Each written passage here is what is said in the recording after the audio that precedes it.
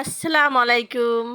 নতুন আরেকটি রেসিপি নিয়ে আসলাম। আজকে বানাবো গরুর মাংসের কাবাব। প্রথমে আমি বুটের ডাল নিয়েছি 3 কাপ। এখন দিয়ে দেব গরুর মাংস। কয়েক পিস গরুর মাংস আমি আস্ত রেখেছি। যখন আমি কাবাব বানাবো বাটবো তখন আশ্বাস থাকবে, খেতে মজা হয়। আশ্বাস থাকলে নিয়েছি কয়েকটি পেস্ট, এলাচি, দারচিনি, স্টার মশলা দিয়েছি, একটি কালো এলাচি, আদা বাটা, রসুন বাটা। এখন প্রেসার কুকারে ঢেকে দেব। প্রেসার কুকারে বেশি সময় লাগে না, 4-5টা সিটি দিলেই হয়ে যায়। এই যে আমি বেটে নিয়েছি, একটু গরম গরম থাকতে বেটে নেব। এই যে এখন দিয়ে দিলাম ডিম।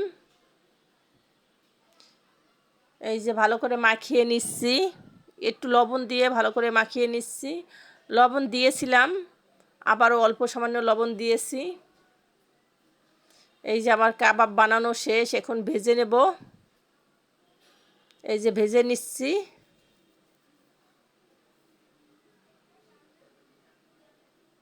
এই যে আমার কাবাব ভাজা শেষ, অনেক মজা হয়েছিল।